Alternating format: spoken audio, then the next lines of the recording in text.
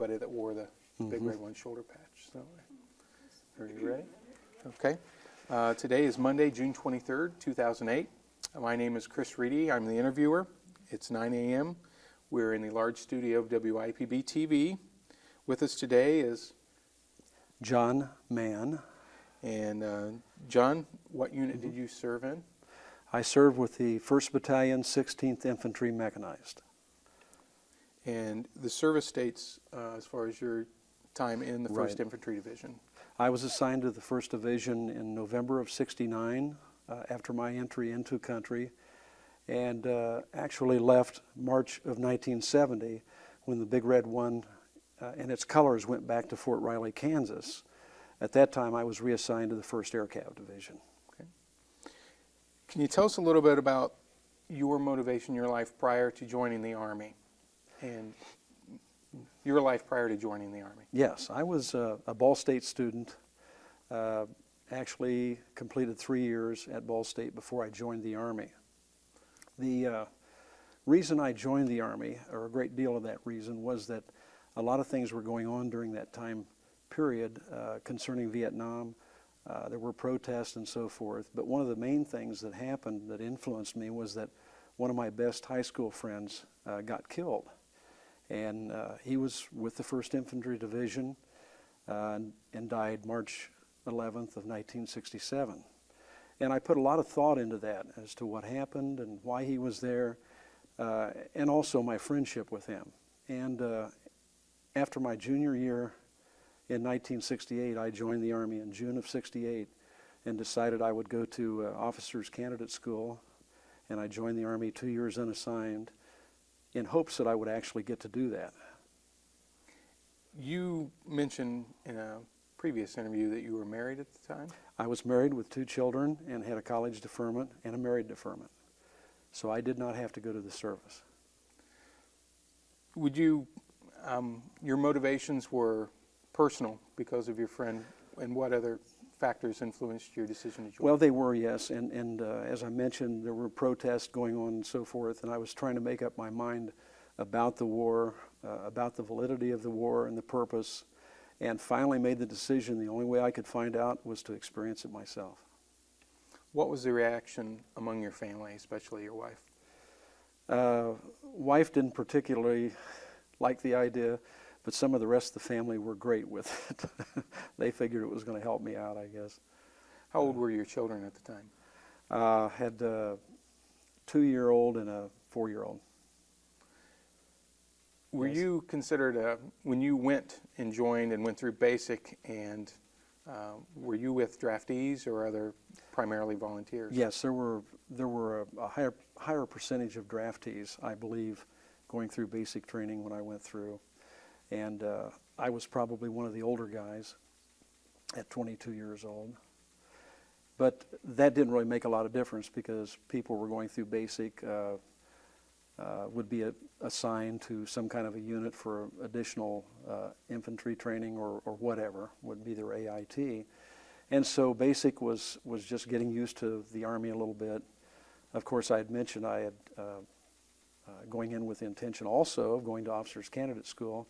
I did pass the test, and I did get the orders in, I think, during basic training that I would be going to Infantry AIT at Fort Dix, New Jersey, and after completion of that, I would be going to Fort Benning, Georgia for Infantry OCS.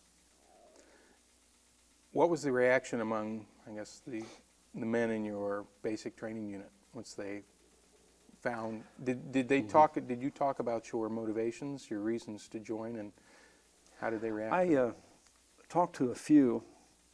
There were a few people in the same situation that I was in, kind of, where they would be getting orders for OCS also. So we kind of knew who each other was. Most of them were made squad leaders, so they'd try to give us a little additional training to be supervisors, if you will. And so we were squad leaders in basic, and I didn't really pal around with anybody. You know, it was a matter of, you know, just doing what you were supposed to do, learning what you were supposed to learn in basic training, and staying under the radar. I learned very quickly that the people that were troublemakers or got into attention from the drill sergeants paid a price. I can remember one gentleman in particular that was in the dying cockroach position a lot under the mess hall. And so I didn't want to experience that, so I did what I was supposed to do and kept quiet. How would you describe your training then? Was it comprehensive at the time? Did you feel that you were as well trained as possible? Oh, I thought the training was good. They've undergone a lot of changes in training, of course, since that time. But I think the training was good, and their mission, if you will, was to get people trained as well as they could in a timely fashion and get them ready to go over to the war. And so we had a lot of people going over in combat arms and infantry in particular. And with the draft going on, it was probably a very difficult situation for the government to supply that many people as quickly as they needed them. But I thought it was good. Basic and infantry IT were good. I learned more, of course, beyond that when I went to infantry OCS at Fort Benning. Describe OCS, Officers Candidate School, to us. Right. It's a physical conditioning, mental testing, and of course we learned a lot about the things that go along with infantry. We experienced range training with almost all the weapons. We took classes in an infantry hall in different subjects. And the other part of it was when we were around our barracks and so forth, the TAC officers would try to keep us mentally challenged by doing silly things, making us do push-ups all the time, all the things that you had to overcome as part of learning how to be an officer. Now, we had a period of time in OCS, which I think was the first 6 weeks, where any officer candidate could quit. And a lot of them did quit. And I think part of the reason was not the physical training we were experiencing or the classes, but they just couldn't take some of the mental teasing, if you will. And that's probably just as well, that they weren't able to do that, because the situation later on, of course, in combat, would dictate that you keep your mental faculties together and that you make good decisions. Because if you didn't, there could be a heavy price to pay. At the time as you were going through it, we've read about the term chicken shit. Did any of the sort of teasing or hazing or any of that that you underwent, did that term ever come up, or did you ever think, oh, this is just chicken shit? Oh, we knew how silly it was, and I'll just keep it in mild terms. But we bonded together. The guys that went to OCS with me, several of which we went through other training together, including basic and AIT, and we became friends, and we bonded, and we knew it was us against them, and that's what they were trying to train us partially, I believe, was to work together and to overcome these situations together. So we just looked at it as kind of a joke that was going on, and if we could take it and we could get by with things and so forth, then we were the winners. And one situation I can think of is that at night we were required to study. We had classes and so forth, as I mentioned earlier, over at Infantry Hall. And so during our study period, we might sneak somebody off post to get what we called pogey bait, and they'd bring back sandwiches from Arby's and milkshakes and that kind of stuff, and try to sneak it back into the barracks without getting caught by a TAC officer, and disseminate all this food to the various people that bought it, and then get back to their room without getting caught. It was a nice challenge, and we succeeded most of the time. And then we would hide our food on the ledge of the window as we were studying, and then if a TAC officer came in, the food was outside the window ledge, and so they didn't catch us with the food. I wonder, looking back, how many times they knew we had food on the ledge. They just let us get by with it, possibly. But we had a lot of fun with it. So those were the little challenges to be able to kind of enjoy ourselves and civilize a little bit as to what was going on. And overall, I feel like I had a lot of fun with it. When did you quit, or when did you end your training to become an officer? And upon your commissioning, did you request Vietnam service?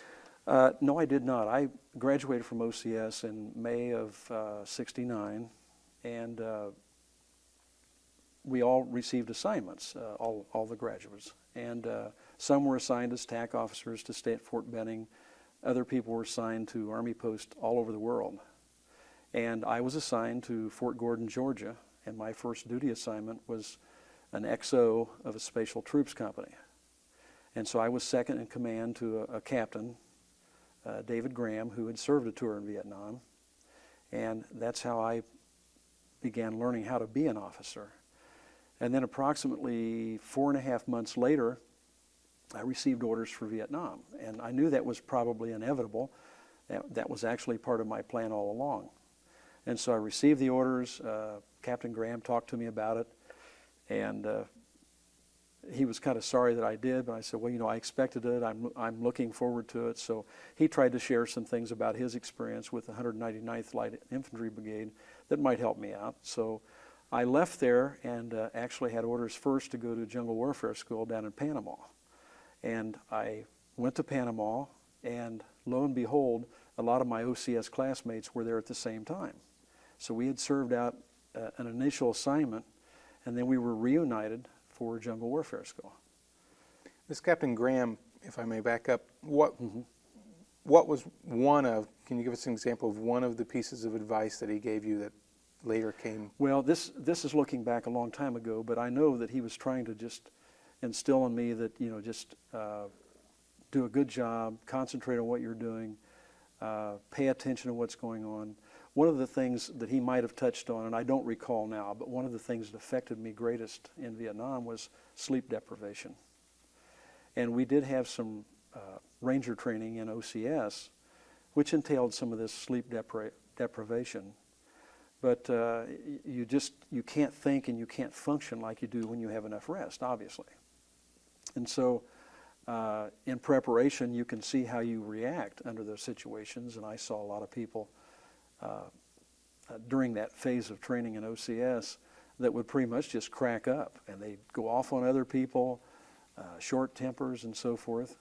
But those are the things you have to control when you're in combat. So other than that, I don't know that Captain Graham really gave me much information. He was just an individual character. He'd had his own experiences and so forth, and he was more interested about the mess hall, I think, than anything else that was going on. Where did you first arrive when you got to Vietnam, and where did you go from there? Had an interesting experience coming into Vietnam, and of course a lot of my experiences are very interesting, many of which happened in the 1st Cav Division. Of course we won't go through any of that. But I remember landing in Long Binh. And I remember the feeling coming down in the commercial jet with the 80-year-old stewardesses and thinking to myself, what have I done? And I was sitting next to an enlisted Air Force man, and he was younger than me. I was 22, 23 years old, and he was probably 18 or 19. And he looked at me and he said, I wonder if our barracks are going to have air conditioning. And at that moment, I kind of thought, well, I felt like I might want to hit him. And then I thought, no, I picked this myself. I'm not going to have air conditioning in the jungle. I know where I'm going to be. So I just said, well, hope you have a good tour, you know, and just went from there. But we landed, and then I think it's an in-country orientation that you go through before actually being assigned to a division.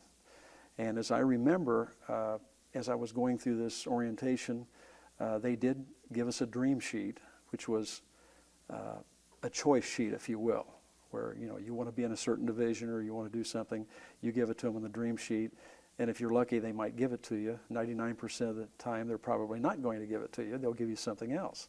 But I did ask for the Big Red 1 when I got there, and I was pleasantly assigned to the Big Red 1.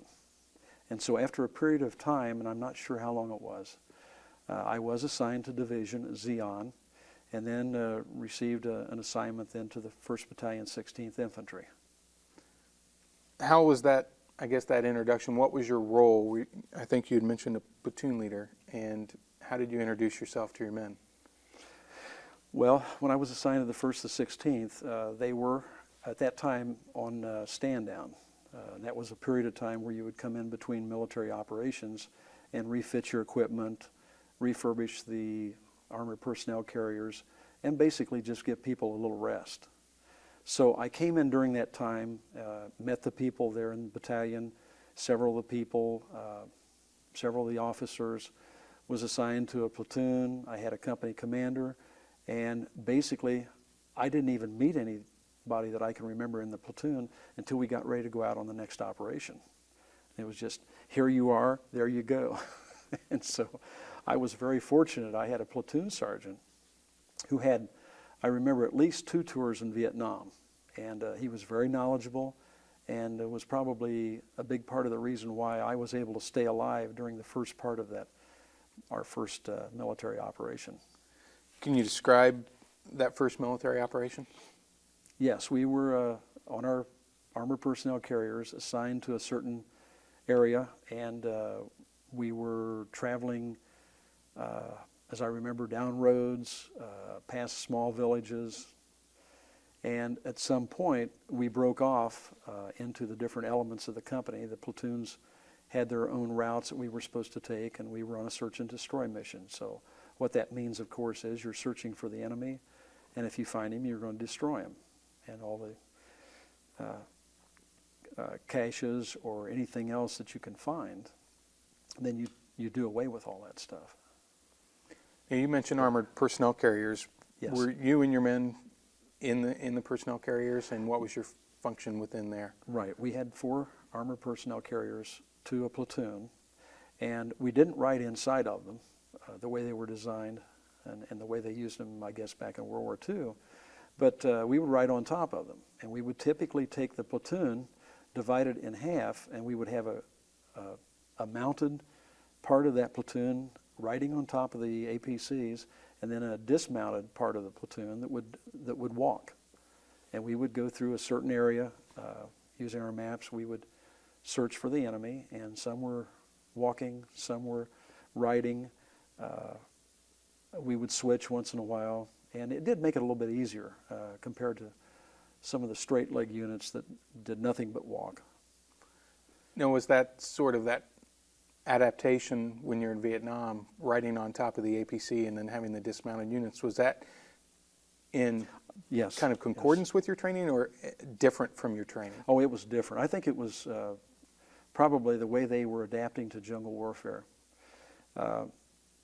One of the advantages that I can remember was that you don't have to carry much. If you're on the ground patrol, you don't have to carry all your supplies. We could leave them inside the tracks.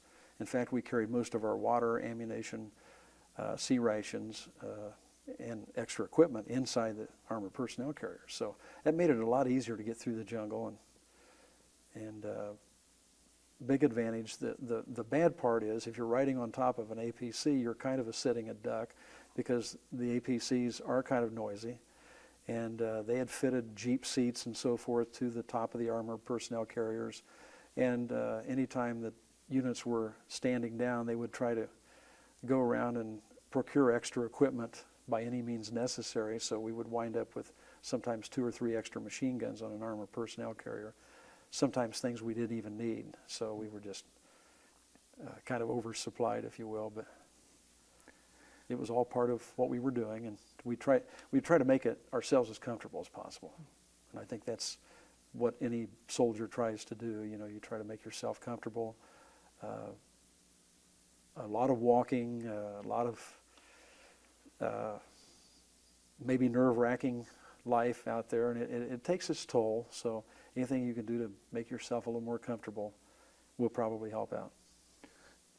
You talked about part of that being comfortable is taking care of yourself, water, and your gear. Right. And you were responsible for the men in your platoon as well.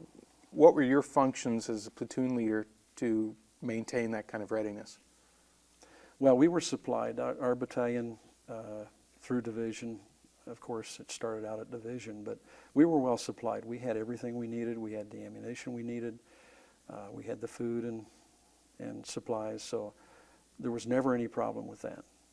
Anytime we needed something, we could go back to the company headquarters element, basically, and get it.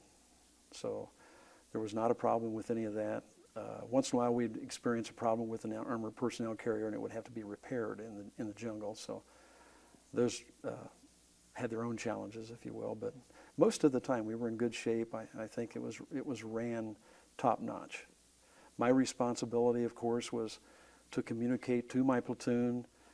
It was to try to keep them as safe as possible, try to protect them.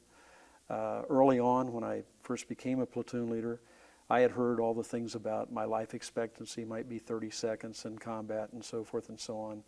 But I was young enough not to believe most of that stuff and had my own philosophy of life anyway. And so what I tried to do was instill respect for myself from the platoon by treating them the way I thought they should be treated, professionally. I would do things that I would ask them to do, but I'd do them first sometimes. I remember one time coming up to a bunker complex that was empty, but I went in first. So I tried to show them that there was nothing that I would ask them to do that I wouldn't do first, and many times would do it first just to try to show them that that's the kind of person I was.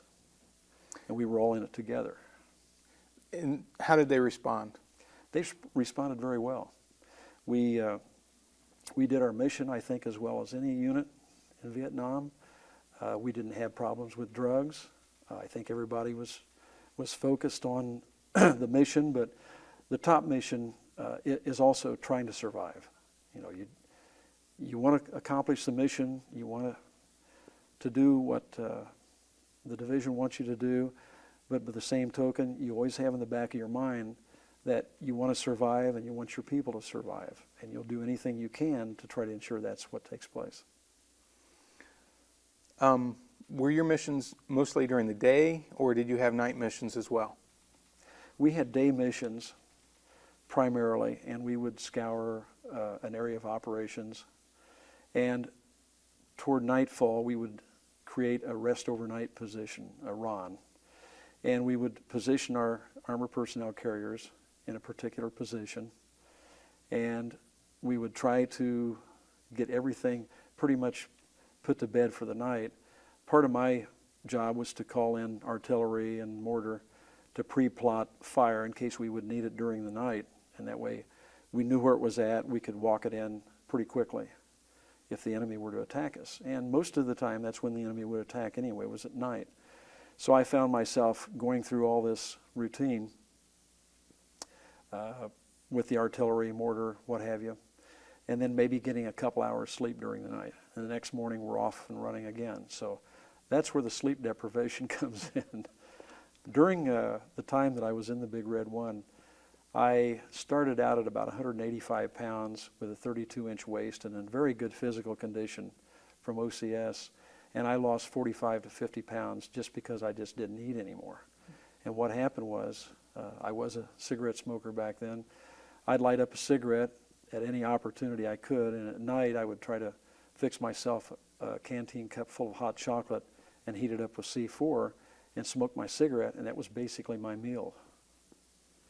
So your men probably were well taken care of, but because you had certain responsibilities. Yes. Talk to us, you're a platoon leader, and which assets were you talking to as far as fire support? Or were you talking to them directly, or did you go through company level? Well, we had artillery people in the battalion that we could go through. But you know, if we were in a certain place, and of course the battalion knew where we were at and so forth, then we wanted to pre-plot this fire. We could do that, and then I would call through battalion. I'm sure if the situation would have existed, you know, we could have probably called in the Air Force and the Navy as well, but we really didn't have those large of battles when I was there. We've all heard about some of the battles that lasted for days, like Khe Sanh, but basically in the area I was operating in, and during that time frame, we did not have large battles that lasted for a long time. It was usually a hit and run situation where the enemy would hit us and then leave. Probably because we could inflict heavy casualties if we had a little bit of time. And the other thing was we were always, we had a fire superiority well beyond theirs. And so that's the way they had to fight us, and that's what it was all about. Talk about, it sounds like an infantryman's battle, small arms battle. How were you and your men equipped? What sort of weapons could you employ? Well, we had the standard issued weapons, the M16, M79 grenade launcher, M60 machine gun. We had some 50 caliber machine guns mounted onto our APCs. And then there were some other weapons that got mixed in. I remember we had a grease gun, we had some AK-47s, and my platoon sergeant had a 90 recoilless rifle. And the first time we got in a firefight and he shot that, it about scared me to death, but very interesting weapon. So with the recoilless rifle, I'm not sure, were that just HE or were some of those the beehive rounds? He had canister rounds, so it was like a giant shotgun. But I think it was more than just being effective. It was more of, the individual thing coming into this, and, everybody had a weapon of choice probably. And so some of these weapons got mixed in with ours along the way, and you could store these things in our armored personnel carriers, of course. And they were available, so, some people wanted to use them. It didn't bother me at all, if they wanted to use something. If they'd had cruise missiles, then it wouldn't have bothered me to have used those. But we just used what we had. But your firepower was pretty effective at that level. And you say Yes. you lagered your M113s. Were they in Yes. circular fashion? The M113s, were they in a circle so that you could defend from any direction? in the rest overnight position, we were in a X. I think we had, my track was always pointed due north, and then there was another armored personnel carrier pointed due south, same east and west. And that helped us also in determining our pre-plotted fire on direction and so forth. Because you can get confused in the middle of the night when something happens, and this was all automatic, so it was just part of our pre-planning. Describe for us maybe your first contact with the enemy, your rush of emotions and how you reacted. First time was during a Christmas ceasefire in December of '69, and we had established our rest overnight position. And I remember we were looking out, looking over the area beyond us, looking for the enemy. We did have starlight scopes, which, as I think everybody knows, is an instrument we were able to use to see better during night. It magnifies existing light so that you can see actually people during dark. We do use that now quite a bit, I understand. And I saw some people looking at me, and I thought, there's somebody out there looking at me, and I know it's not our guys. And I got the platoon sergeant, and he looked, and I looked again, and we kept watching, and we determined it was the enemy.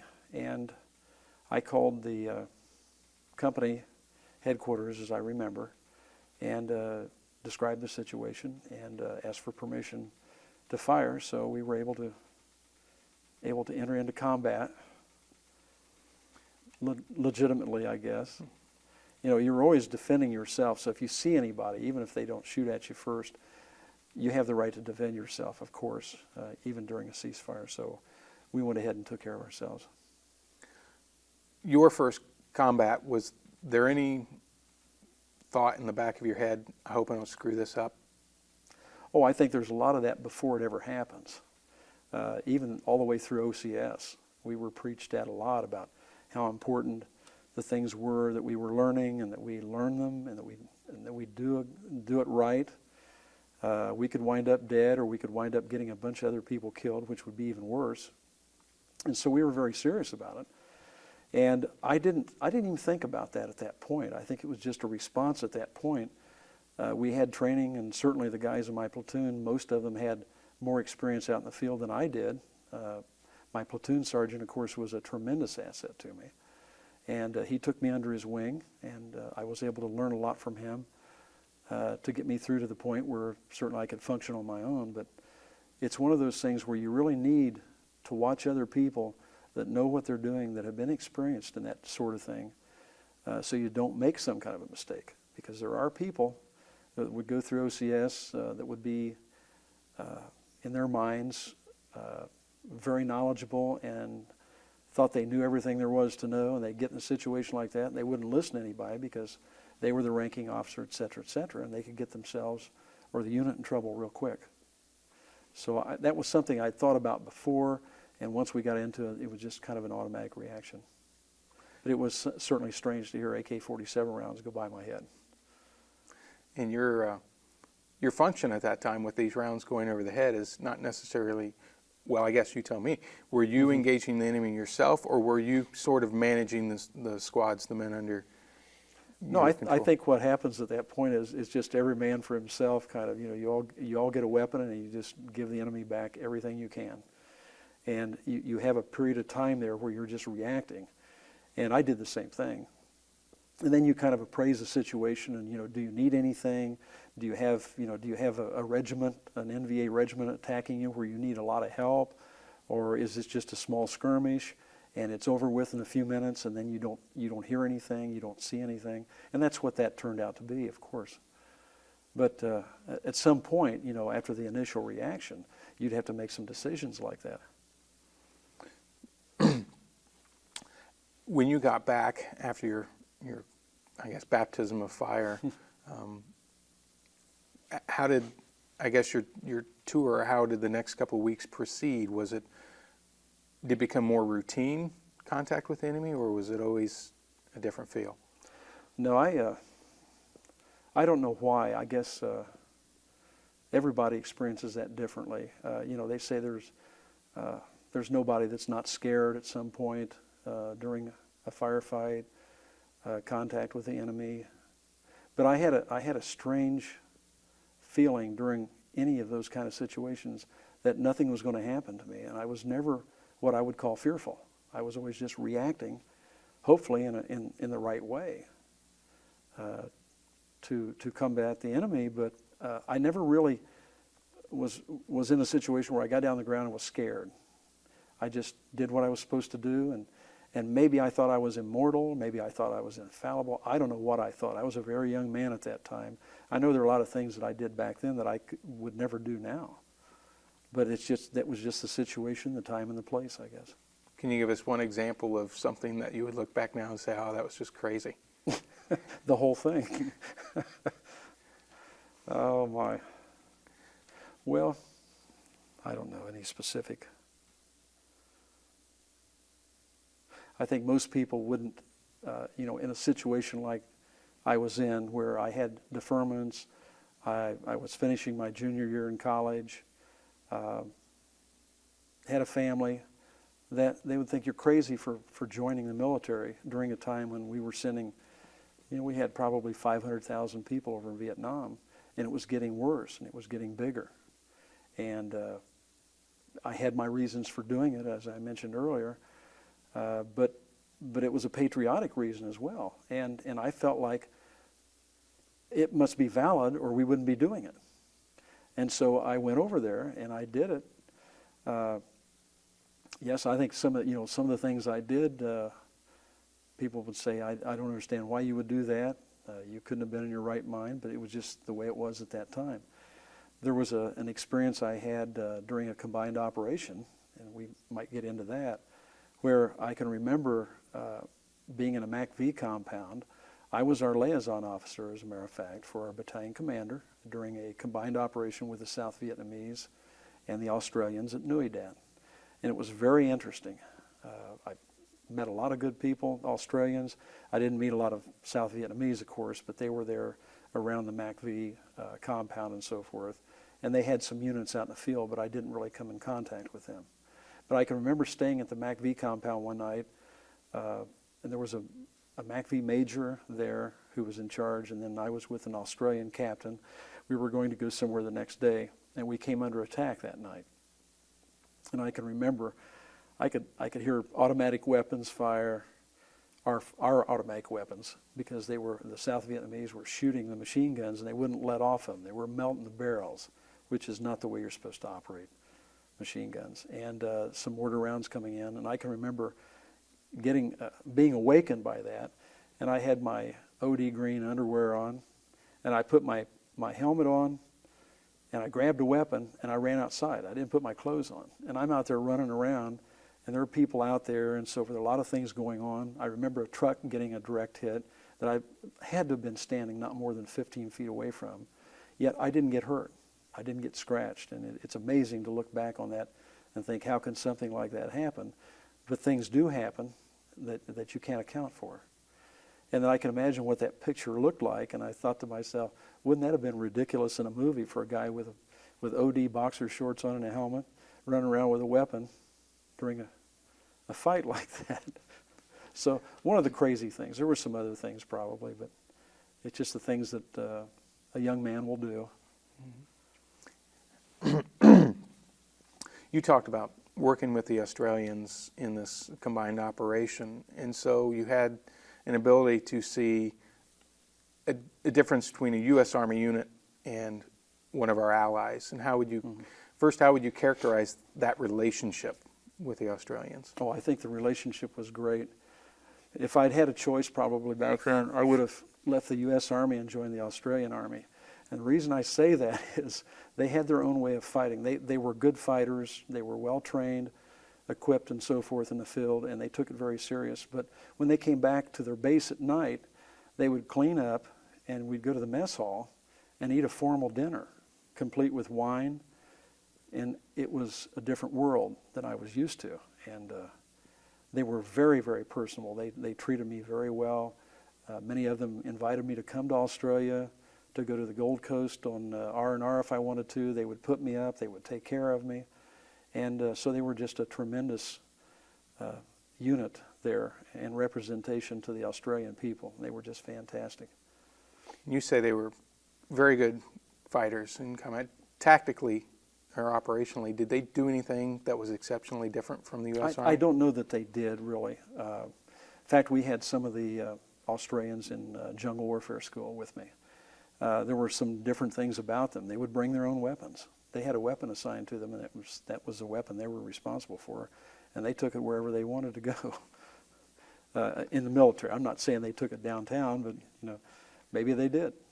But no, I think they were operating very similar to us. We were operating together in that we knew where they were at, they knew where we were at in a combined operation. Or there was communication going on between the units. But they were probably very similar to us. I didn't spend a lot of time with them out in the field. I spent more time traveling with them than anything else. And what was the purpose of this combined operation? It was just something I think they were trying to bring the South Vietnamese particularly more into what was going on and the fighting and so forth. But they didn't seem to be real enthusiastic about doing that. And probably because I don't know why they lived there. It was their country, and they just had different feelings about it than I would have expected. Many of the, I guess, works that I've read that describe the ARV and the Army of South Vietnam talk about their lack of leadership and inferior equipment as a means of kind of excusing their performance in certain situations. Would you agree with that assessment as far as what you saw? No, I don't think they had a lack of equipment. I think they had a lack of spirit, a lack of heart maybe. But I think they had our support, they had our equipment. They had everything they needed to fight with. And of course we saw what happened when the United States Army left in 1975.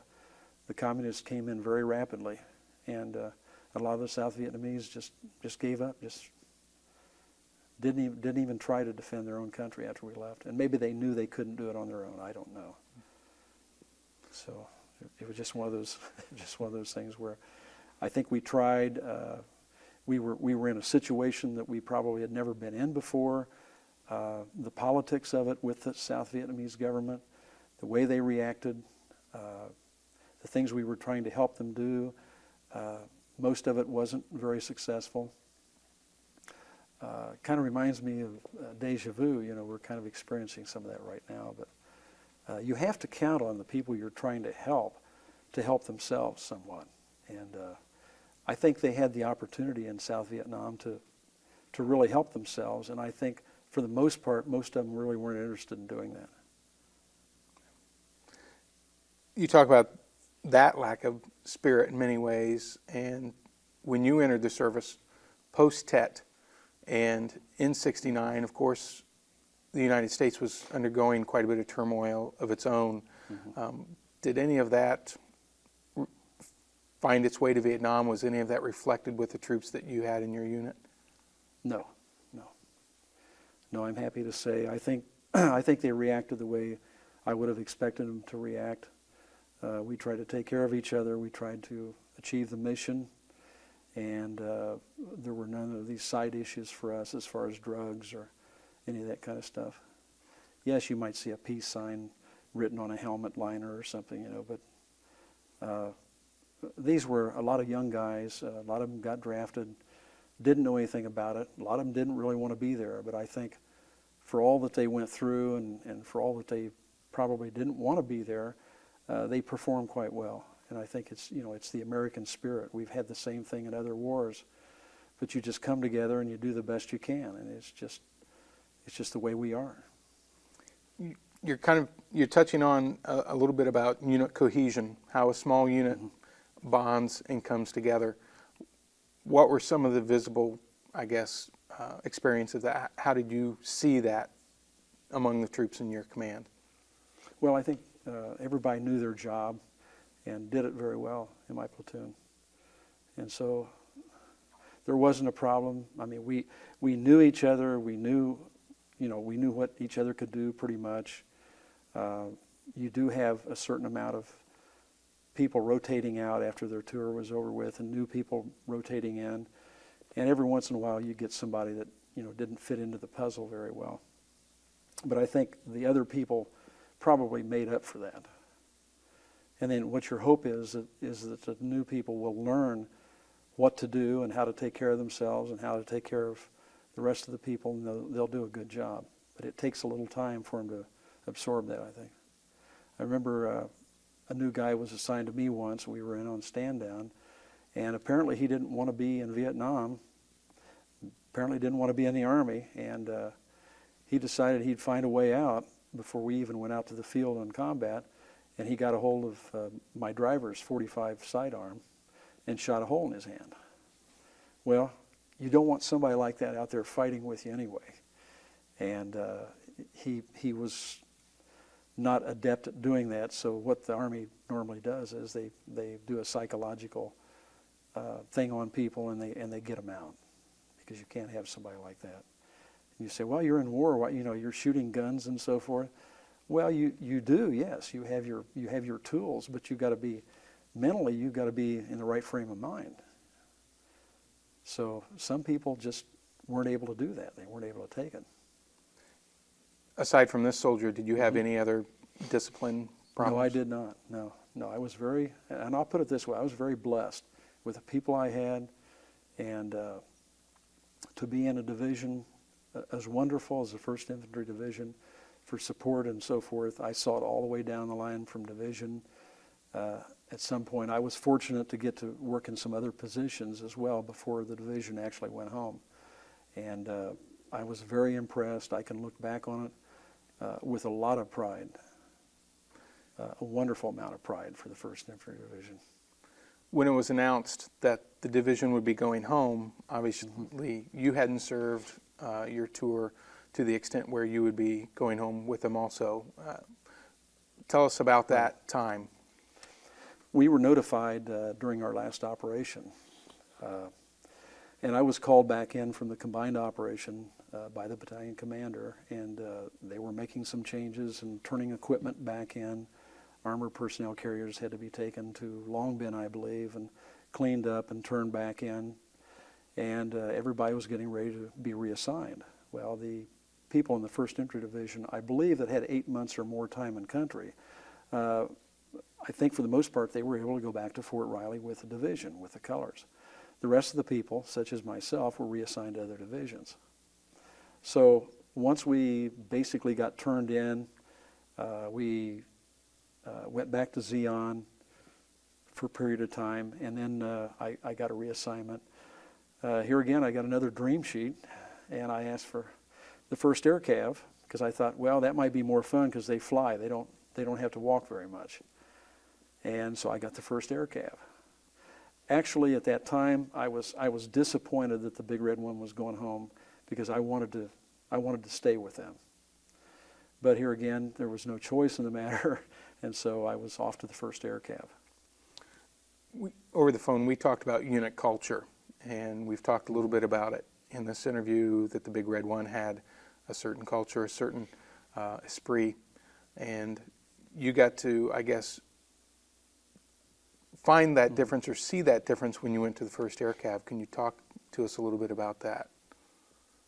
Well, I think the First Air Cav was, and I certainly don't want to downgrade them because I did meet some fine people and work with some fine people there, but I think their infantry units, their air mobile units probably were operating a little different. And in my opinion, the First Infantry Division was about the best you could find.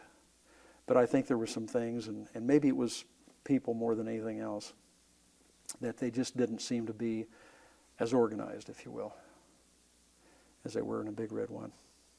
And you became, when you went to the First Air Cav, a company commander. No, when I went to First Air Cav, I did two things, actually. This is typical military. I had been a platoon leader. I'd actually been a liaison officer for the Big Red One during the combined operation with the Australians and South Vietnamese.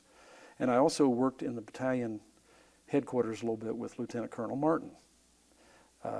He actually put me in S2 for a short period of time while we were doing this transition to turn the battalion equipment in and get ready for reassignment.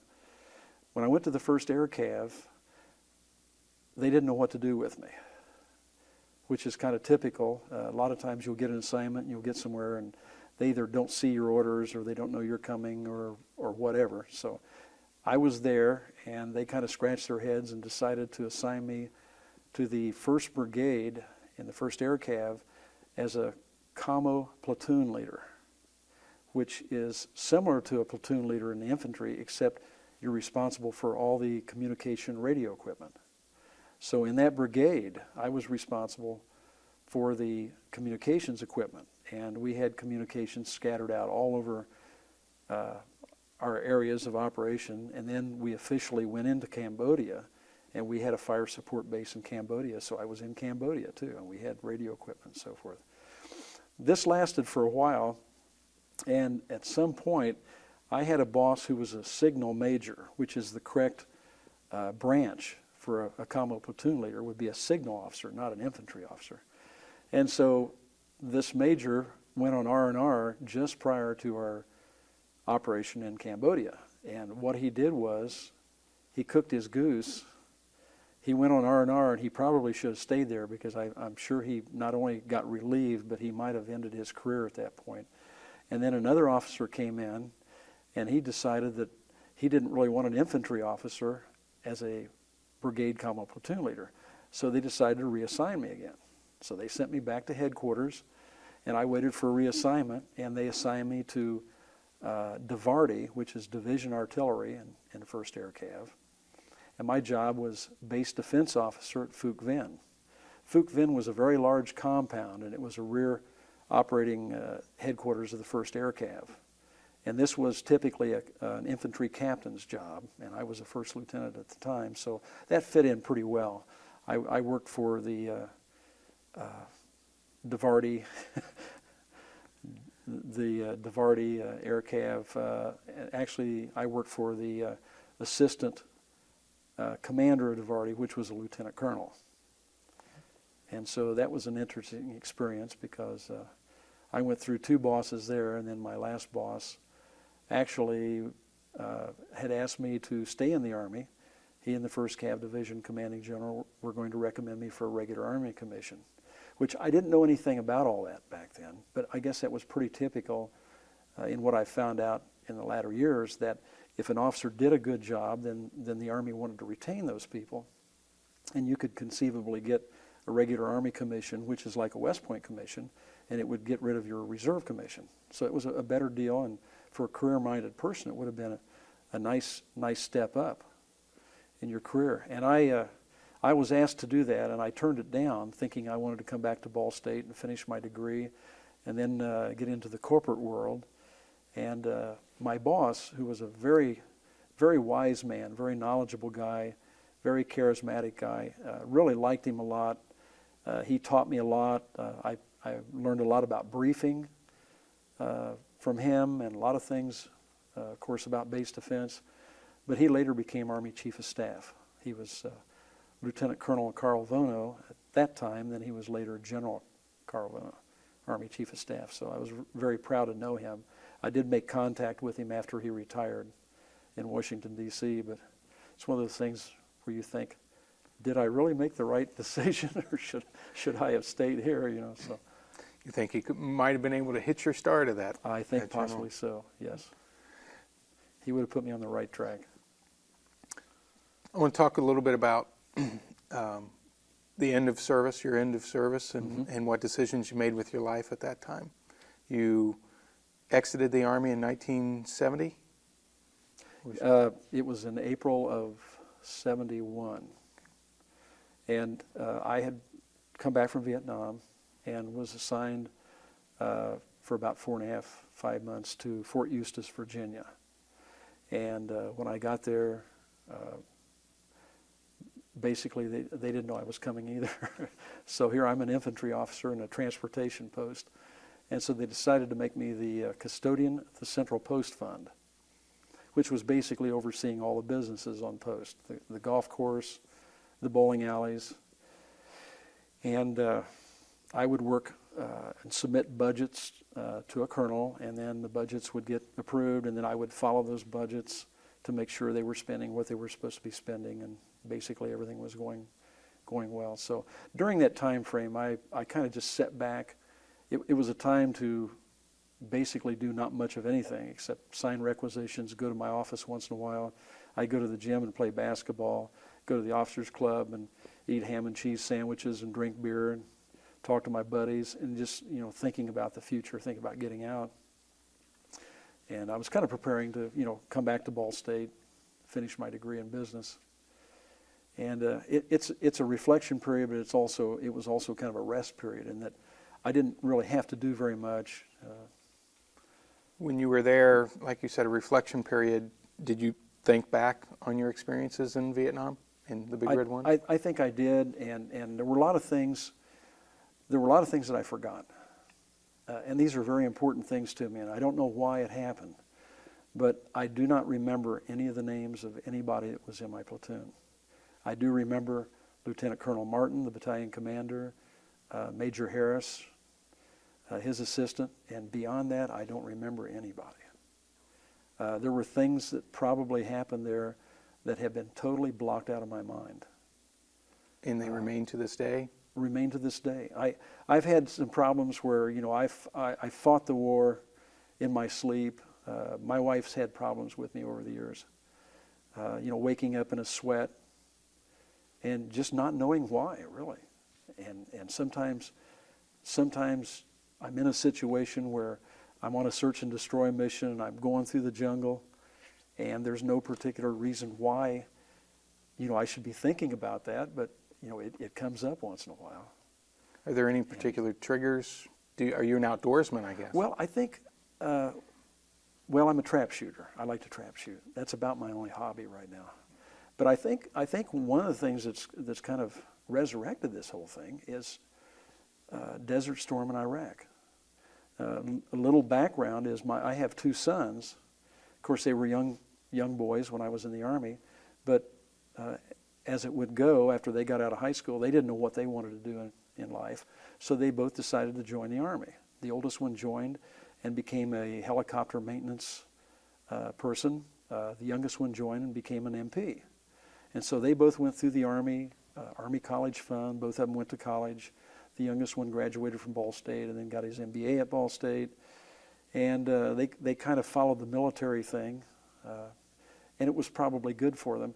But when the youngest son got out of the Army, he got married, was working, taking a full load at Ball State, and he was also in an MP reserve unit over in Dayton. So he was doing a lot. and he got called into active duty during Desert Storm. So he went over there for 7 months, which kind of drove my wife and I crazy, worried about him. And if you can see the difference, a mother worrying about a son as opposed to a husband, there's a big difference. But I can understand that. But anyway, I think that started a little bit of the reoccurrence. But right now, we've been in Iraq for about 5 years, and I don't know why I do this, but I try to stay on top of what's happening. I've even subscribed to the Army Times, which gives a lot of information and a lot of good articles. But these are probably things I probably shouldn't do, but I'm kind of drawn to it. And what it does sometimes is it creates problems, and either in my sleep or in my thinking, and then I try to remember things and I can't remember things, and so it's just the way the situation is right now. I hope that gets ended pretty soon over there, so maybe it'll go away again. You've never contemplated going to see a psychiatrist or anyone? I have done that, actually. I've done that up in Marion, and I saw one. He concurred. He thought I was nuts, but there's another one that's not too sure, so I'm not sure what I don't know how they base all that, but I think everybody that's in combat, and I know that's a pretty all-inclusive term, everybody, but I think when we enter into combat, that it does something to a person. I'm not talking about the guy that's in the rear area hanging out the PX all the time and thinks he's a war hero. I'm talking about the guys that are out there in the combat arms, that are experiencing combat. I think it's a thing that's going to be detrimental to them somehow, to some degree, for the rest of their life. Some people more than others. Some people have serious problems with PTSD. Other people don't talk about it at all. I've been one that didn't talk about it at all for a number of years, but then I was talking about it, because part of the reason I didn't talk about it was because it was so unpopular. People thought you were crazy. I thought I would possibly get a better job in the corporate life being a former Army officer. But guess what? Back then, that was not the case. They would see that on a resume and they thought, oh, there's something wrong with this person. Now, these are my words, but I'm sure it had an effect on some of the things I tried to do in my corporate career. And so then I found out that I didn't really get along with people in the corporate life very well. So ultimately, I had two choices. I could either starve or I could start my own company. So I started my own company. Was any of that, I guess, leap into your own business where you had the confidence, did any of that come from your experience as an officer in the Army? Well, I think some of it does, because I think as you do things, you get more confidence in yourself, and certainly even the training in OCS, I think, was kind of a confidence builder for everybody.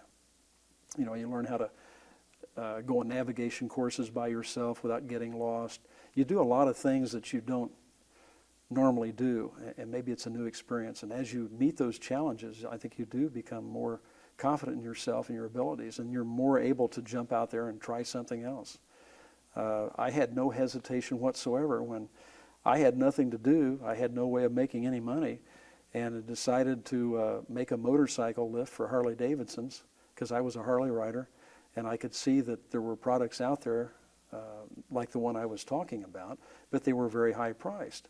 And having a little bit of experience at Ball State in marketing and the business courses, I decided I could make a product and could make money with it and could be substantially cheaper than the ones in the market. And so I did it, and then I went out all over the country in my little S10 truck with my products, and I managed to get 181 Harley-Davidson dealers in 41 states. And that's probably something I wouldn't have had the confidence just to go out and do something like that had I not had the background I had. I don't know if college was enough, but certainly the military was maybe the clincher. It really gave me confidence in things that I wouldn't have experienced otherwise. Talking a little bit about after you got out, you had anticipated finishing up and going back to school. Did you experience other men in the Army around you that wanted to go to school, or did they want to just drop out? No, I think when I came back to Ball State, there were people there that were veterans that had come back. I met several of them through the GI Bill thing. We had a lady in the administration building that handled the GI Bill, veterans benefits, and so there were always people up there, you know. So you'd meet people, and they were veterans, and you'd say, hey, yeah, you know, what did you do? Who were you with, or whatever. So we had a common bond, if you will. Was the environment in it, higher education, was the environment accepting of the veterans? You? I have to say yes, and I have my own little story about that. But when I came back, I had a year left, basically, and I can remember just the time, you know, and I had a little bit of a chip on my shoulder toward people that protested, because I felt like they didn't know what they were talking about. They may have been right, but they still didn't know what they were talking about. And I had a little bit of a chip on my shoulder, and I found myself during the winter quarter wearing my field jacket, my old Army field jacket. And I had all the stuff still on it. I had my first lieutenant rank on it, my combat infantryman badge, my jungle school, everything that could have been put on it during the Army was on it. I had my big red 1 patch, my first air cab patch, and I wore it that way, illegally. You're not supposed to have things like that. Yeah. And I wore it illegally to class, and I just dared somebody to say something, and nobody ever did. But an interesting thing that happened, there was a lady that taught a finance class here, and I noticed that I would come into her class, and she'd always smile at me, kind of an endearing, you know, loving smile, and I couldn't quite understand that for a while, but she was very nice to me, and it was a large class. And I remember we had tests, and we had a lot of essay tests. I hated essay tests. And I'd usually study a little bit, and then my mind would wander, you know, and then I'd go down and drink a beer, and I'd study a little bit more. And so I'd take my test, and I was always getting A's. And I thought that was kind of strange. But there at the end, I finally, I think, figured out what was happening. It was before, I think, I finished that class.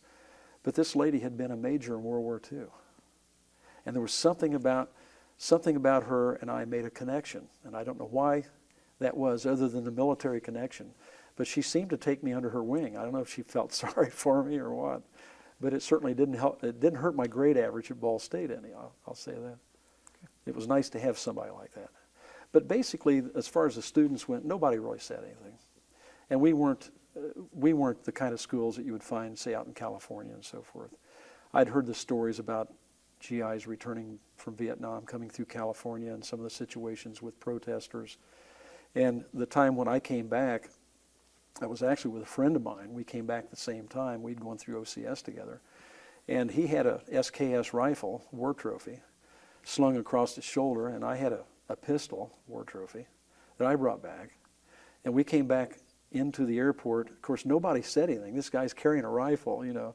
So there's not any protesting going on or spitting at us or anything like that. So we get inside the airport, and the customs people say, oh, come on in, just come on through. They just let us come on through without even checking us.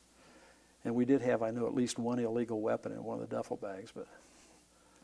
But it's funny what you run into, you know, and probably the response to people, and that's what you're alluding to at Ball State. Ball State was really a good school. I think students were trying to understand what was going on, but you know, we were here in the Midwest, and we don't really get cranked up like some of the schools on the coast, some of the liberal schools, and that's probably good. Okay. I think we're at tape change. Oh, I'm sorry. That's all right. I get No. See, That's fine. worried. That's fine.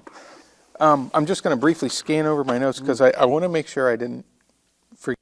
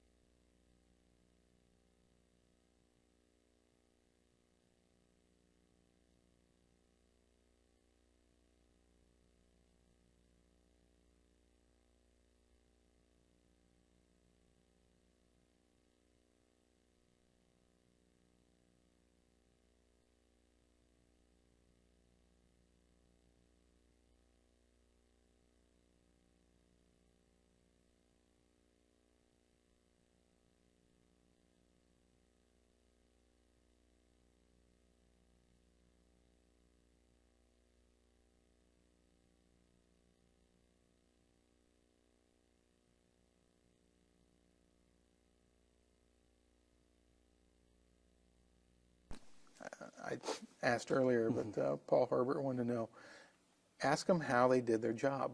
I mean, the day-to-day, the nitty-gritty kind of stuff, how they stayed alive, because that's what we want to hear about. So we may go back a little bit and talk about, this is tape 2 of my interview with John Mann, and it's June 23rd, Monday, June 23rd. We're talking about your return from Vietnam, and your friend, as he came through the airport, had his war trophy rifle on him, and just talking about the welcome home. And maybe it's a bit of a stereotype to think that every veteran was despised or denigrated upon his return from Vietnam. You found that not to be the case. Well, I found that not to be the case coming through the airport and certainly coming back to Ball State. I think probably more than anything else, people ignored you. They didn't know what to say. Maybe they had their own thoughts about who we were and what we did and so forth. And so more than anything else, I think we were just ignored, which was okay with me. I didn't have a problem. Did you join a Legion or a VFW or anything along those lines? No, I haven't, no. No, and the reason being, and I've thought about doing that, but the reason being is so many of them have just become a hangout for people to sit around and drink and smoke and so forth, and I'm not really into either one of those things. So I really haven't felt comfortable going into places like that. Certainly I do know some veterans locally, become friends with some of these people, and we get together once in a while, maybe eat breakfast. But as far as the organizations like that, I haven't. You had mentioned something that has come up in a lot of the phone interviews that I've conducted, is that the, I guess, reawakening of these memories of Vietnam and kind of an exploration of your experiences came about as a result of Desert Storm, Desert Shield, when American society embraced the military, I think, as a reaction to the way that the military is treated post-Vietnam. Can you talk about that time and the effect that Desert Storm had upon you? I could see all of us Vietnam veterans giving our full support to the soldiers that participated in Desert Storm and so forth. And I think we've tried to do that because we know how we felt when we came back and were basically ignored. And we want them to feel proud of their duty and feel like they have somebody back here that supports them. So I think you've seen probably all over this country things happen where the Vietnam veterans have supported these folks that have participated in Desert Storm and Desert Shield and now Iraq and Afghanistan. And the Vietnam Memorial, have you either gone to Washington to see that or perhaps the traveling exhibit? Have you gone to that? I saw the traveling exhibit first up at Kokomo during a Vietnam Veterans reunion that they have up there every year. But I finally went to Washington with two of my friends. One had been in the Army. These were high school classmate friends. We were friends of the one that was killed in the Big Red One in Vietnam. And so we decided to go together with his sister. One of my friends was Army, the other one was a Marine, and we visited the wall. And it was very emotional for all of us. It took the designer of that memorial took a lot of heat because of its very stark and simple design and the way it was embedded into the side of the hill there. Having seen it, how did you react to it, and do you think it was appropriate? Oh, I think it was very appropriate. I think it was very well done. I think some of the people were even against it because a Vietnamese girl designed it. But I think it was very representative in the way it should be. I've seen the other memorials in Washington, the Korean War Memorial. I haven't seen the World War II one yet, but I think it's very fitting, and I appreciate it. You talked about being in the Big Red One. I'm jumping around a little bit here, but talked about that you didn't see any social problems, no drugs or alcohol. What about race relations within the unit? We didn't have any problems with that. Okay. No. The only time I think people maybe let their hair down was if we were on a stand down and there was a USO show or something like that. You know, some of the people might have been smoking pot or whatever, but from what I could see, you know, when we were out in the field, we were very serious about trying to survive and trying to do what we were supposed to do. In this downtime, these stand downs, when you were able to kind of get away from what would be a front line, I guess, right. What sort of activities did you and your men go through, and what sort of access to recreation did you have? Well, we had access to recreation and resting. We had, of course, bars. There was an enlisted man's bar, NCO bar, officers club. And basically what happened was that the enlisted men would go their way. The officers would all get together. We'd play cards mainly, play poker, and relax and drink beer, and wouldn't even see the other guys until about the time of the next operation. So it gets into the, you know, the no fraternizing with the enlisted men and NCOs and so forth, and it's like it's a concept that is pretty clear, I think, in the military, which also applies to management in business. I know, for example, that if I own a company, which I do own a company, and I pal around with somebody that works for me in that company, then there's going to be problems as a result of that. There's going to be lack of respect. There's going to be lack of response. There's going to be things that are not going to be done correctly because this person thinks this and that person thinks that. So you just can't do things like that. And so I learned that in the military very early. It's not that you don't like or respect these people, because we're all supposed to be professionals, but you kind of do your own things with the people in your group.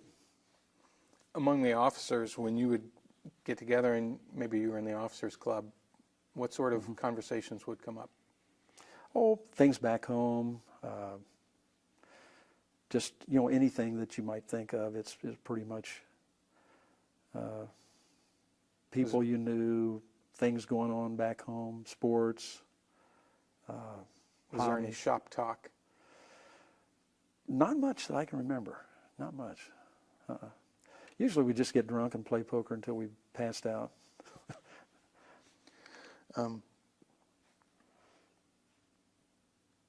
One of the things I guess maybe it's stereotypical or perhaps overemphasized is what was termed fragging, as far as maybe disaffected enlisted men angry at their officers or their situation in general, taking it out on the officers. Did you have any fear of that? No, I didn't have any fear of it, nor did I even hear of it in the First Infantry Division. I think there might have been some units, other division units, that might have got caught up in that if an officer, for example, made stupid decisions and endangered people. I think maybe some of that did happen. I don't know that it happened in the First Infantry Division, and I don't know of any situation, certainly in my battalion, where anything like that ever happened. But I think as long as people acted responsibly and did what they were supposed to do, they weren't going to be in danger then. I didn't worry about that. I think I was prepared when I came into it that I knew I needed to develop a level of respect with my men.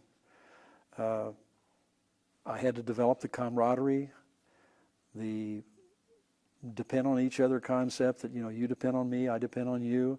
I may be the officer, but I'm not putting myself above you, that there's things I won't do that I'm going to make you do. I mentioned that a little bit earlier, where, you know, if we came across a situation, I could be right up in front and I could be checking out a bunker or an entrance to a tunnel or something like that. So I think if you develop that level of respect early on, it really helps out. And I'm sure that the rest of the guys in the First Infantry Division in my battalion that I knew of were prepared and did the same thing. I think some of the divisions, and a lot of this goes back to a term I used earlier, time and place. If they were at a different time, in a different place, in a different unit, and the situation existed where people were being killed because of an officer that was either too much into himself and not looking at what other people knew and trying to utilize everybody's experiences to get through the situation, that yes, they could very well be fragged or killed. And there probably were a number that happened to, because I know that some of the people in my OCS company, and I knew them, I knew their character, I lived with them for 6 months, and I knew some of them didn't make it, and I could almost guess why they didn't make it, because they just didn't learn. So I think that has something to do with it, but it's time and place. I was very fortunate to be in such a wonderful division like the First Infantry Division that was what we called STRAC. They had their stuff together, they were very well organized, and I just really enjoyed my experience with them. And I was never fearful from day one. What sort of actions did you take? You talk about taking care of the men, say on a patrol or maybe on a night mission. Specifically, what actions did you and your men undertake, and how did you look after them? We would normally start our day out early, and we would have a mission, if you will, instructions to go to a certain area of operations. And during this time, this journey, if you will, we would try to find the enemy, search and destroy, and we would have our little routine, if you will, where we would pick people to be on the mounted part of it, people being on the ground. Squad leaders were all experienced and very good, so you just set them off and they did their thing. We had constant communication, and we had communication with the company and on up through them to the battalion if we needed it. And so we would basically just follow this route, and we would look for trouble. And at the end of the day, we would establish a rest overnight position. We would position our APCs, and we would basically just kind of break down for the night, maybe get something to eat. People would rest. We would have guard duty all picked out and so forth. We'd send ambushes out. Sometimes we had sensors where we could send ambushes out, and they could plant these sensors, and a sensor would detect movement. And so a sensor would transmit to a receiver, which I would have in my control, and it would make a signal if there was a movement near that sensor. So you could presume that maybe if the enemy were out there and they affected one of these sensors, and you knew where the sensor was because I had a diagram of where it was at, then I could call artillery or mortar in on that sensor. And so sometimes you might have a situation where you could call in $5,000 or $10,000 worth of armament, and you go out there the next day and find a dead rabbit. But I'm being facetious right now, but that could happen. But we did have those kinds of things available to us even back then. Did you have occasion to use one of the sensors? It went off and you had to call in artillery? I think we did once, and I don't remember too much about it, but I think we did have a sensor go off once. And when that happens, you just call the world in on it. You can assume it could be one person or it could be 250 or 300, but we were pretty good at utilizing what we had available to us, I think. Sometimes overkill. How would you characterize your fire sport as far as RD, Div RD, and air assets? I was amazed at how, especially the artillery and mortar, how accurate they were. And I have called it in within the point of where you could hear the fragments bouncing off my track, that close. And then you stop it there. And you want to have that, because if the enemy overruns you, you may wind up calling it in on yourself. Depends on the situation. But it was nice to know that they were as accurate as they were. That was very comforting. And you had occasion as the defense officer for an artillery fire sport base to kind of see them in action. Well, now, actually, see, I worked for Divardi in 1st Air Cav, but I had nothing to do with their artillery. It was basically just the way their structure was set up. That Divardi would also be over the base defense at Fuqueven, and of course, me being the Army lieutenant, over that, basically would just make sure that their perimeter was secure. And it was a big base, so it was really a big responsibility. And one of the things I remember on my officer efficiency report from Colonel Vono was that I did a very good job, and the proof of the pudding was nobody ever attacked us and got in our wire while I was there, which is or is not true, I mean, they could have attacked and got in no matter who was in charge of base defense, but it was a pretty big responsibility, and to try to be aware, especially at night. As you said, you would get your mission and you would go out, and you had men dismounted and men on tracks, Right. and so you had to be aware of booby traps and pits. And what sort of things along those lines did you have to encounter, and how did you combat that? Well, I think part of our situation was place. We were in a good place. Booby traps, I didn't even see any booby traps, but I think in other areas in Vietnam, they were quite prevalent, up in the Central Highlands, I Corps. But in the area that we were in, particularly there at the end, we didn't have those kind of things. So we were farther away from the North Vietnamese regulars. We were just basically combating, primarily at that time, small VC units, and they weren't setting things like that up. I had heard stories from other people about other situations, and I was just pretty happy that I was where I was at instead of somewhere else. As you just said, you didn't have occasion to encounter the NVA, the regular Right. North Vietnamese forces. Did you have any contact with them? No. So you, Well, I say no, other than digging one of them up one time. he was in a He was in a grave. and the VC, I guess, the irregulars that you encountered. You talked a little bit about their hit and run tactics. How would you categorize them as fighters? Well, I think they were good from the standpoint that they had to be dedicated. They endured a lot of hardship in just living. The way they were equipped, the way they were dressed, their food, wearing Ho Chi Minh sandals and so forth. I thought about this particularly after I came back home, and I thought, they just wouldn't quit. They were very dedicated people, and you think about it, it was their country. It was a political situation with the South Vietnamese government, and they did as well as anybody could probably do. If they'd had our equipment, firepower, and so forth, I'm not sure how we could have stood up, because we were probably very soft compared to them in many respects.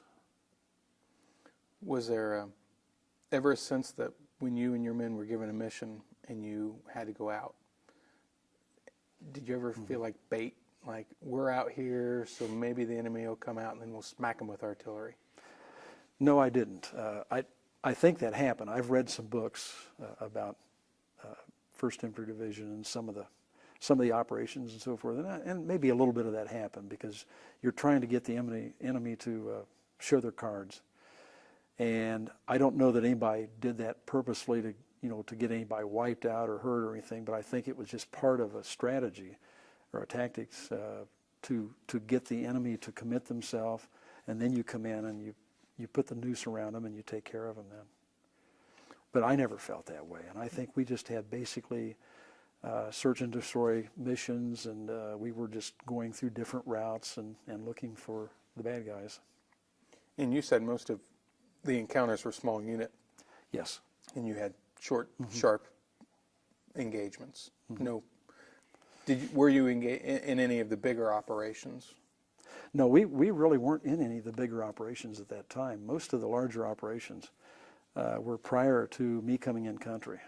I have, in going to some of the Big Red One reunions, met other people from other units that were there at different times, and talked about their experiences and so forth and so on. And I've learned a lot that way.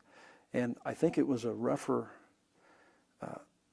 road, if you will, in what they faced in 67, 68 than we did when I got there in 69, 70. And I think it even got probably a little bit easier after that.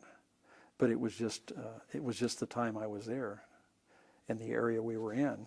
And it turned out to be, for me, a lot easier than it did for a lot of other people. When you look back on your experiences in Vietnam and in the military in general, is there one memory that comes up that is most memorable for you that we haven't touched on? Oh, yes. Can you tell us a little bit about it? It's kind of a comedic moment, but on the first operation we were on, I was a Green second lieutenant on my first combat operation, and we were going into an area, and we had stopped. And I heard a noise, sounded like a motor scooter. It was a bum, bum, bum, bum, bum, bum. And this motor scooter appeared from nowhere with a girl riding it, and she had a case of Coke on the back of it. And I thought, how weird, how strange this is. I thought we were in an unknown position, where maybe our company commander and other people in the unit knew where we were at, but how would somebody know where we were at and come up there on a motor scooter? And that was my first experience with somebody coming in to our area out in the field, offering to sell Coke and so forth. And I remember one of my guys asked me, and they referred to me as LT, and that's what they called lieutenants. Most of the guys would say, "Hey, LT," and they'd ask you something, and you'd say, "Yeah, we want Sarge," and say, "Can we take a break for a while?" I said, "Yeah, go ahead." And so they took their break, and then later on I heard the vrn, and it took off again. And I thought, that is the strangest thing I've ever encountered. It's not like the John Wayne movies I used to watch when I was a kid. And then I think I came to the realization that I was in a very strange place, and anything could happen.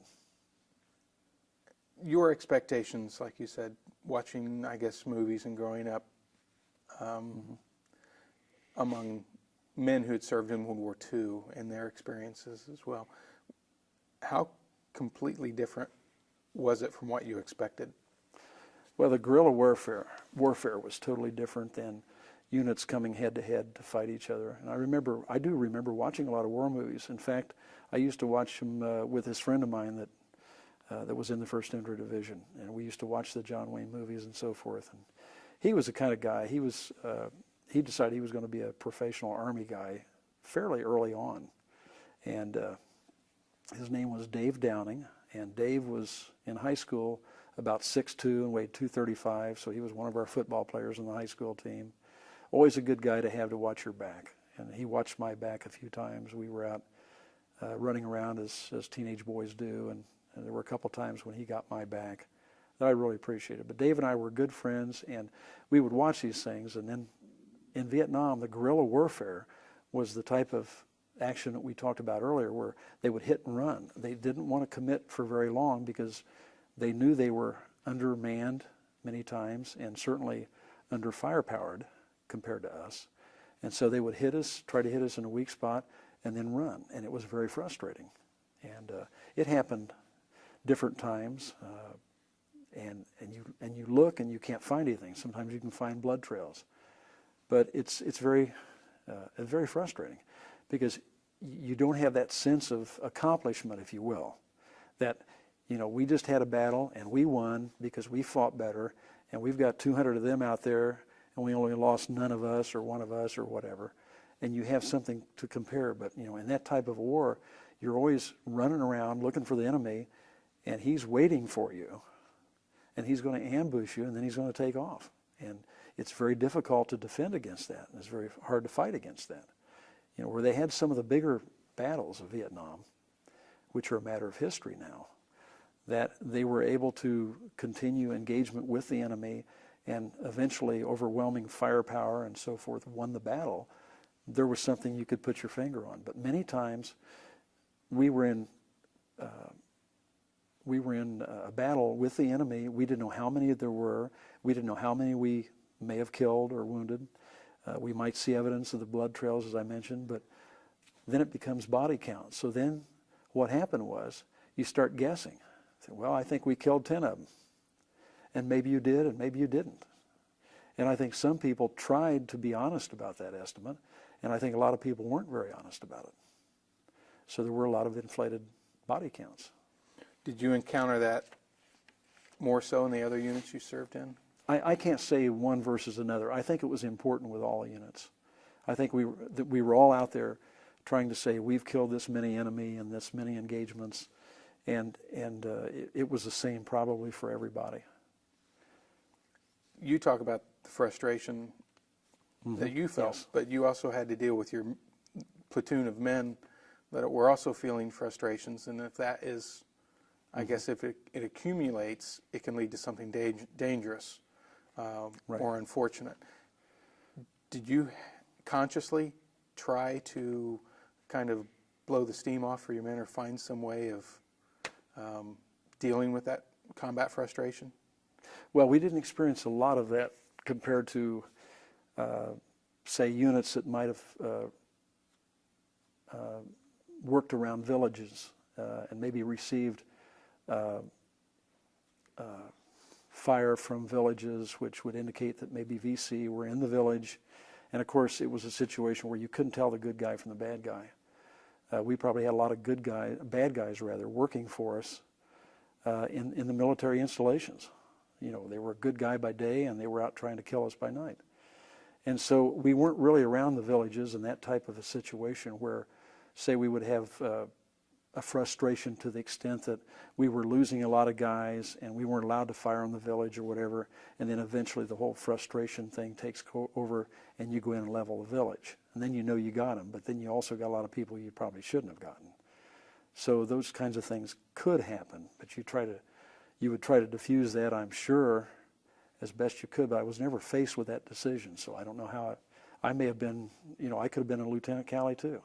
I don't know. And as you go back and I guess read about the official histories of the war or what historians have written, do you find yourself agreeing with them or do you find points of conflict? Well, there are a lot of politics about it that I found interesting in some of my readings. The whys and why we got involved and who we were helping and who became our friend and who became our enemy and all the things that were going on. And I find that particularly fascinating. In fact, I want to do a lot more study on that.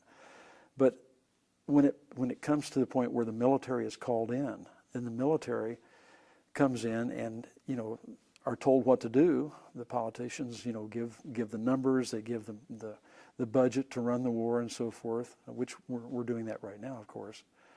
And I don't know. It's just it's outside it's outside of it, and I was in my own little tiny world part of it, and that world was fairly comfortable because of our situation.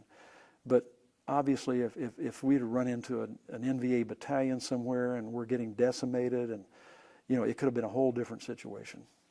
And there were people that had situations like that. But I was very fortunate not to have experienced that with my men. So we really didn't even get to a very high level of frustration. We just considered it a daily part of the life, and we were just I think at the end of the day, we were just happy nothing happened, that we didn't lose anybody, that nobody got hurt, and now we're going to get to face another day. One historian, Peter Kinsvader, talks about something you touched on, combat parochialism, meaning you worried about the guys in your unit, your platoon, maybe up to the company level. Everything else was somebody else's business. Right. Was that your experience as well? And what was your kind of involvement? How high did your kind of attachment go? Well, I think since we didn't really have the responsibility for anything, other than ourselves or what was going on in the battalion, then that was just beyond our control anyway, and we had enough to think about without worrying about that. Now, there were times where battalion knew that Alpha Company was over here and Bravo Company was over here and Charlie Company, that they would maybe work together in an area. And we knew that, and we knew where they were at and who they were and so forth. But it was just a situation where, it's us against the enemy. Yes, we fight together, we help each other out, and we don't worry about anything else.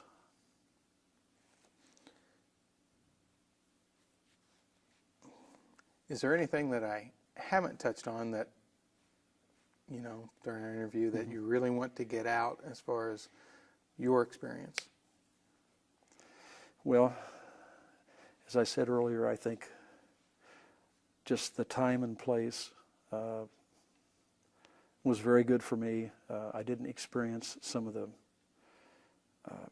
horrible situations that some of the guys faced that were in different areas or different units. So I'm very, very blessed, very happy about that. I think I learned a lot about myself and a lot about other people. There are things I still don't understand. I don't understand why I can't remember anybody's name. I don't remember a lot of things that happened, but I think part of that is just a phenomena, if you will, that some of the bad things or bad memories are just erased. And we have no control over that, but it's probably for our own good. And so I accept that and say, if that's the way it is, that's fine, because I have a lot of good memories too. It just really bothers me that I can't remember names. And I'm not sure if other people have that problem or not, and I suppose I should talk to some of my other buddies, but going to the Kokomo Veterans Reunion in the fall, I've met other officers, if you will, other platoon leaders. And we've talked a little bit, not a lot. One of my good friends was in the 25th Infantry Division. He lost his leg over there. He wanted to stay in the Army. He wanted to get a regular Army commission, stay in, but he was in a situation where his time and place were not very good, and he lost his leg, and then, of course, you know, he was out of the Army then. And so his experiences versus my experiences were very, very different. He may remember the names of the people in his platoon. I don't know, but I can't. So, Final question. And I should have come to this one earlier, but when you were in combat, or maybe even immediately after, and there was the anticipation of, I've got to go through this again, what sustained your morale and your motivation? well, and you're speaking of when I got reassigned out of the First Infantry Division. Well, even within the First Infantry Division, Oh. after you'd seen combat a few times, and you knew you were going to be there for Right. your full tour, and you could be in combat again. I think I look forward to it, believe it or not. Hoping that I would get more out of it the next time. I don't know how to explain that other than maybe more results oriented. I don't know. Where you say, we're in this battle, and I want to see the enemy over here, and I want to know that we won that battle. And so I wasn't fearful of the next battle. I was just probably looking for better results, which is maybe a strange way to look at it, but because I wanted to do well, and I think we all wanted to do well. First and foremost, we all wanted to go home alive when this thing was over with. And I think we pretty much agreed on that. So the next thing to do was, okay, how can we do that? How can we do our job and get back home alive? Well, some of it you can't control. If you get ambushed, somebody's not going to go home alive. But if you do your job and you're alert and do everything you can, then you're increasing your chances for that happening. But you're also increasing your chances to make a good mission, to get good results. So one works hand in hand with the other. Thank you very much. Oh, John. you're very welcome. Thank you for your time. I appreciate sitting down for this interview, and I appreciate you in your service to our country. Well, thank you very much. Thank you. Yes, I appreciate the honor of serving with the Big Red One. The way things worked out, I never would have maybe planned for that, but due to circumstances and the way it did work out, I'm very glad I was with them. And I've made a lot of friends since then. I very much enjoy going to the division reunions, and I will be very, very proud of my service with them for the rest of my life. Excellent. Thank you, sir. We'll get you